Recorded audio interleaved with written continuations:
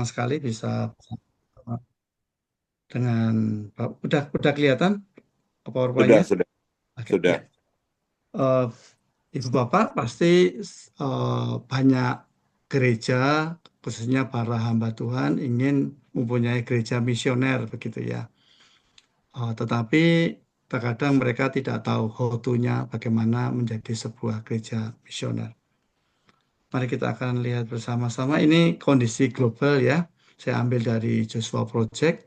Jadi di dunia ini sekarang ada lebih dari 8 miliar orang. Tepatnya 8,17 billion gitu. Itu bukan jumlah yang sedikit ya. Dan ada suku-suku di seluruh dunia ada 17.517 suku. Yang sudah terjangkau ada 10.000 suku dan masih ada 7.000 suku lebih atau 42% yang belum mendengar Injil. Dan ini banyak gereja, banyak orang yang melibatkan diri bagaimana untuk bisa menjangkau suku-suku yang terabaikan.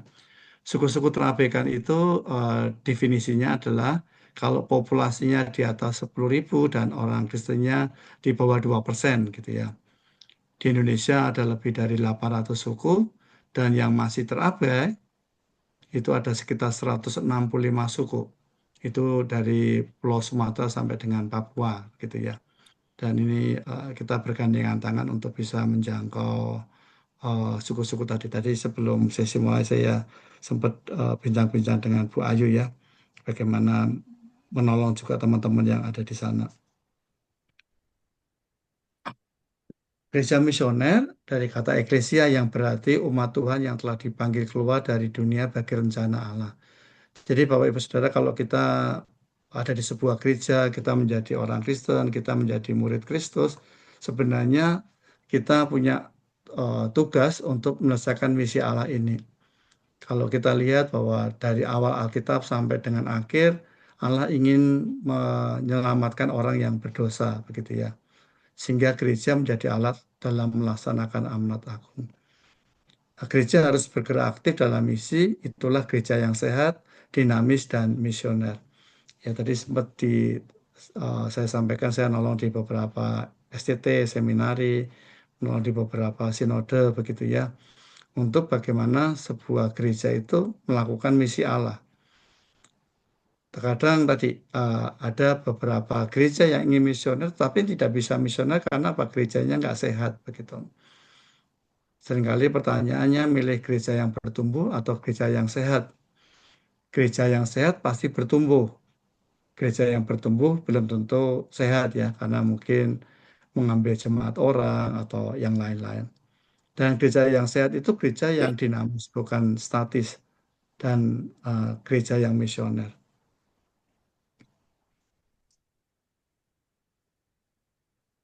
Nah, pertanyaannya apa itu misi? Misi yang dimaksud adalah misi Allah ya, di mana kerinduan atau debaran hati Allah sejak dalam perjanjian lama sampai perjanjian baru, sejak kejatuhan manusia, dan kalau kita lihat di Kejadian pasal 12 itu suatu panggilan yang luar biasa dari Abraham sampai pengutusan Kristus ke dalam dunia dan penyertaan Roh Kudus. Jadi kalau saya dan saudara terlibat dalam misi, karena kita melakukan perintah Yesus dan kita nggak dibiarkan sendirian, Roh Kudus akan menyertai kita, menolong kita. Bahkan kalau kita lihat fungsi daripada Roh Kudus, kalau kamu menerima kuasa, kamu akan menjadi saksi ya. Dan terkadang ini yang kurang dimengerti, kurang disadari oleh jemaat-jemaat. Terkadang pemberitaan Injil hanya tugasnya gembala, pendeta, hamba-hamba Tuhan, utusan Injil, dan bukan tugas jemaat. Jadi kalau kita melakukan misi tujuannya adalah menjangkau orang-orang yang belum selamat supaya mereka bisa menerima Yesus sebagai Tuhan dan Juru Selamat. Dan kalau kita lihat bahwa kalau orang bisa menerima Yesus sebagai Tuhan dan Juru Selamat itu adalah kemurahan Tuhan.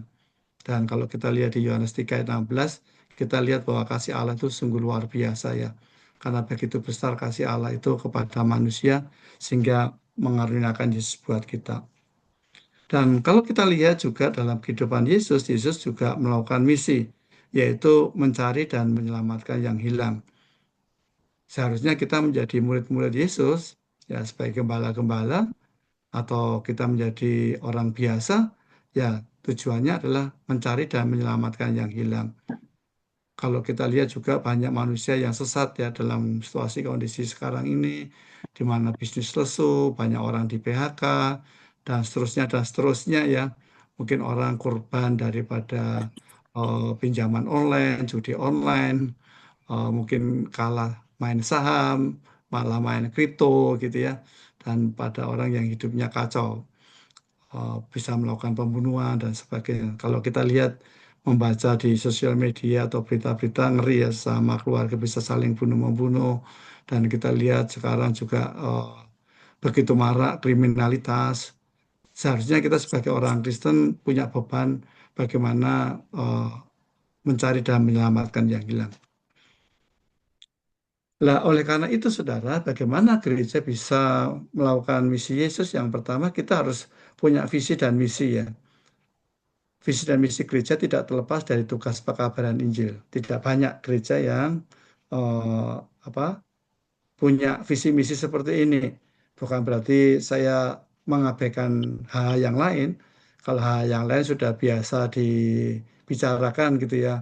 Kalau mungkin seminar berkat atau seminar apa gitu ya, banyak yang datang. Tapi kalau seminar misi, seminar doa, nggak banyak yang datang. Ya, jadi saya highlight di sini tanpa mengecilkan atau mengurangi arti penting eh, unsur-unsur yang lain begitu. Nah, saudara, tugas utama dari pemimpin-pemimpin gereja adalah membawa manusia kepada pertobatan. Seberapa besar banyak eh, gembala-gembala yang punya hati gitu ya. Jadi gereja bukan hanya pada empat dinding, tetapi beyond the wall. Bagaimana kita juga bisa menjangkau orang di luar gereja. Yang pertama adalah cast the vision. Jadi tugas gembala sidang seorang pemimpin adalah memobilisasi jemaat untuk mereka bisa menangkap visi tentang misi Allah sehingga jemaat berhati misi. Ya, ini bisa buat penelitian ya. Saya menolong beberapa S3 juga penelitian tentang hal ini. Apakah jemaatnya orang-orang yang dilayaninya atau mungkin satu sinode gitu ya yang memang sinode itu dibawa untuk mengarah kepada misi Allah. Syaratnya yang pertama adalah berhati misi. Nah, ini dengan berbagai cara ya, Cash the Vision ini bisa ke satu tempat di dalam negeri atau mungkin di beberapa negeri. Saudara jangan berpikir bahwa pemberitaan kabar baik hanya sudah di Indonesia aja ya. Sekarang orang-orang Indonesia, beberapa gereja Indonesia sudah juga menjangkau keluar Indonesia gitu. Yang kedua, keep the vision ya. Jadi visi yang sudah ditangkap itu dipegang, erat, dipelihara, dirawat gitu ya. Sehingga tidak kabur. Beberapa orang atau pemimpin gereja sudah melakukan mungkin seminar misi atau bahkan misi atau bahkan bertema misi, tetapi mungkin hanya di bulan misi itu aja atau mungkin di tahun itu aja, tetapi tidak continually gitu, tidak terus-menerus. Oleh karena itu perlu untuk give the vision. Dan di sini perlu ada wawasan misi ya, bisa mengundang para pembicara, bisa mengutusan Injil atau mengadakan seminar dan seterusnya. Yang berikutnya, walaupun tidak kalah penting, catch the vision, keep the vision adalah obey the vision. Ini yang penting. Kita bukan hanya menjadi pendengar firman Tuhan, bukan hanya berkata, wah seminar itu bagus, tapi kita harus melakukannya ya. Nah, ini yang sedikit sekali orang-orang atau gereja yang obey the vision gitu. Yang benar-benar berada untuk mentaati misi Allah, yaitu berkomitmen dalam misi. Saya akan jelaskan lebih lanjut lagi. Apa itu berarti misi? Yaitu mengobarkan semangat penginjilan, pelayan kepada jemaat supaya jemaat memiliki hati misi, ya, berhati misi. Misi Allah bertumbuh di hati jemaat dan jemaat terbeban dengan misi Allah yaitu memenangkan jiwa yang menyampaikan. Sekali lagi saya mau tekankan memberitakan Injil itu bukan kristenisasi ya. Jangan jangan diidentikan kalau memberitakan Injil itu adalah mengkristenkan orang. Agama Kristen tidak menyelamatkan walaupun KTP-nya tulisannya Kristen gitu. Tapi kalau nggak percaya Yesus ya tidak selamat begitu. Dan kita tidak memaksa orang karena dikasih sembako atau dikasih pekerjaan atau apa supaya orang jadi Kristen. Jadi dijauhkan dari itu. Kalau saudara melakukan pelayanan sosial, ya pelayanan sosial aja. Jangan tujuan pelayanan sosial di belakangnya ada embel-embel untuk supaya orang itu jadi Kristen gitu. Ada udang di balik batu. Ya kalau saudara sosial ya sosial aja, memberitakan Injil. Kalau pelayanan sosial dipakai untuk memberitakan Injil ya boleh, tapi bukan kalau kemudian orangnya menolak menerima Injil, kemudian bantuannya di stop. Enggak boleh begitu ya. Yang berikutnya, jemaat sadar bahwa ikut ambil bagian dalam pekerjaan Tuhan adalah suatu hak istimewa, suatu privilege. Kita sadar bahwa satu orang yang percaya Yesus, yang punya Roh Kudus, punya karunia Roh.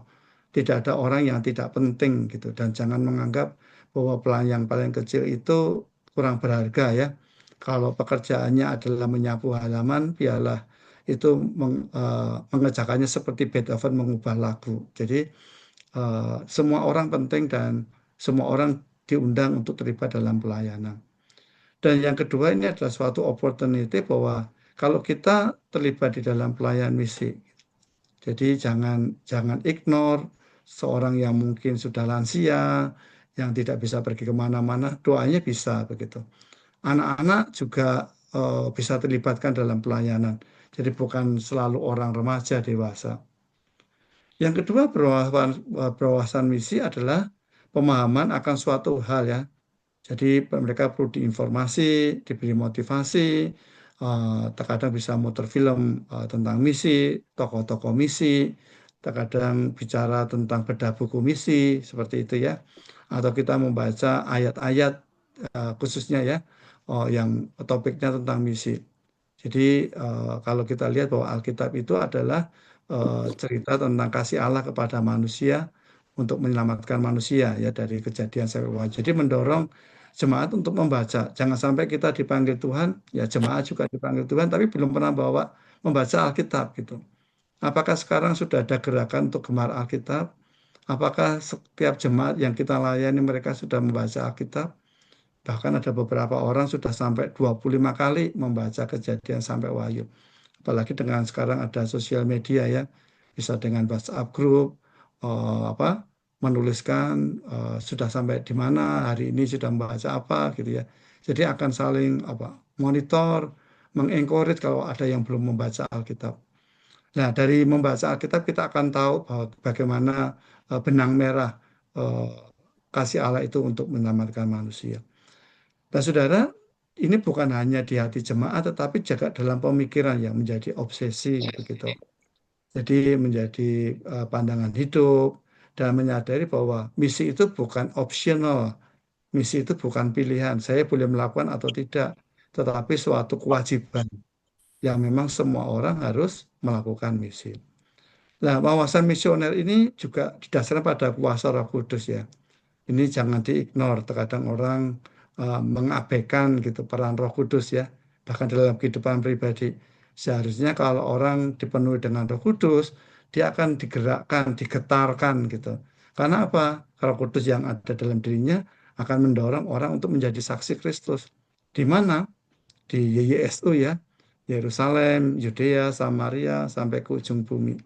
Ini menjadi bagian penting ya. Yerusalem kita ya di mana? Di sekitar desa kita, kota kita gitu ya. Yudea kita di mana? Mungkin di satu provinsi gitu. Di apa namanya? Samaria di mana? Mungkin di beda pulau yang mungkin juga orang-orang ada di kita temui ya. Sekarang banyak pekerja China di Indonesia gitu. Kalau mau pergi penerbangan atau apa, bahkan negara-negara lain juga sering ya. Apalagi seperti tempatnya Bu Ayu itu sebagai sentral. Berapa ribu orang datang tiap hari ya melalui penerbangan atau yang lain. Jadi kita bisa lihat bahwa Roh Kudus akan menolong kita mengajak untuk pemberitaan Injil kepada siapa? Kepada semua suku bangsa ya. Tadi dikatakan saya hari pertama ada 17.000 suku gitu. Bagaimana kita bisa mengetahui suku-suku yang ada di itu? Kita bisa menggerakkan jemaat dengan pokok-pokok doa suku. Ya, sekarang banyak sekali sudah bisa mendapatkan itu pokok-pokok doa tentang suku ya. Seandainya suku Anuak Jami ada di mana? Suku Tukang Besi Selatan ada di mana? suku Woloi ada di mana, suku Osing ada di mana. Kalau kita tidak pernah mendoakan, kita nggak akan mengenal. Itu bukan hanya sekedar nama, bukan sekedar numbers, bukan sekedar angka, jumlah populasi, tapi di dalamnya adalah jiwa-jiwa. Jadi ini pentingnya untuk membangun wawasan misi. Yang ketiga, berkomitmen misi ya. Jadi jemaat sebagai partner dalam pelayanan misi, dalam doa, dalam dana, dan dalam daya begitu. Ada orang-orang yang diberkati dalam bisnisnya, eh, menyisihkan ya, bukan menyisakan, menyisihkan uangnya untuk mendukung di dalam pekerjaan misi. Terus terkadang mengalokasikan uangnya untuk pekerjaan misi. Dana sangat dipentingkan karena terkadang ada beberapa hamba Tuhan yang hidupnya kurang beruntung gitu ya. Karena apa? Karena dia sudah menyerahkan hidupnya tetapi nggak didukung, nggak disupport. Tetapi juga harus hati-hati ya, jangan sampai nanti dimanfaatkan oleh orang-orang yang mengatasnamakan putusan Injil. Dalam daya juga begitu. Sebenarnya setiap kita dipanggil melalui profesi kita, apapun profesi kita, medical doctor, akuntan, lawyer, atau dalam bisnis ya, bisnismen, semua orang dipanggil di dalam misi. Jadi tidak ada alasan. Kalau saudara sebagai seorang toko kelontong punya 2 orang karyawan, kesempatan untuk memberitakan. Saudara punya bengkel 15 orang gitu. Saudara punya pabrik pekerjanya 6.000 orang, itu kesempatan saudara. Yang saya sampaikan tadi, kita menjadi saksi, kita tidak mengkristenisasi, mengkristenkan orang gitu. Kalau diberitakan Injil, percaya ya syukur, kalau enggak ya enggak apa-apa gitu. Dan yang berikutnya, jemaat dapat memilih ya untuk mengambil komitmen apa yang dilakukan. Syukur bisa dalam doa, 15 menit gitu ya. Ketika saya belajar di tingkat satu perguruan tinggi yang paling tinggi di Filipina gitu ya, mereka keren gitu, saudara. Pagi berdoa untuk barangay, eh, siang makan siang mereka berdoa untuk mayor, untuk wali kota, malam berdoa untuk presiden gitu ya. Itu bisa Maaf Pak Pendeta, dilakukan juga. saya Hah? interupsi sebentar. Ini Hah? Zoom-nya ada sedikit masalah. Nanti kalau mati, tolong Bapak Ibu masuk lagi ya. Oh, oke. Ya, Iya, ini soalnya tiba-tiba ada limitnya. Ya, terima kasih. iya, oke. Silakan lanjut, Pak. Iya, iya. Jadi berdoa untuk suku-suku tadi gitu. Saudara, kekuatannya adalah sebenarnya di keluarga gitu. Saya pernah menolong satu sinode, keren ini, keren, pas di hari Lebaran.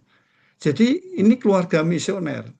Gereja misioner itu bisa terjadi kalau keluarganya misioner, bapaknya misioner, ibunya misioner, anaknya misioner. Jadi jangan hanya berpikir kalau yang misioner saja, maksudnya apa? Bapaknya atau orang yang terlibat, enggak. Jadi ya bapak-bapak yang misioner gitu, yang menjadi imam buat keluarganya supaya ada persekutuan doa, family altar, mesbah keluarga yang mendoakan untuk suku-suku terabai, para hamba Tuhan, utusan Injil, menyisihkan dananya ya. Anak-anak juga terlibat dalam mendukung seandainya dengan 100 rupiah per hari, 1.000 rupiah per hari, ibu-ibu menyisihkan beras atau apa gitu. Jadi memang gereja misioner tidak bisa lepaskan dari keluarga yang misioner gitu ya. Nah ini perlu didorong. Sekali lagi saya mau highlight, jangan gereja misioner itu hanya sebagai jargon gitu ya, atau menjadi tema yang euforia gitu. Enggak. Tapi memang satu yang di realitas. Jangan berpikir bahwa yang gereja yang misioner itu adalah gereja-gereja yang besar. Enggak, saudara.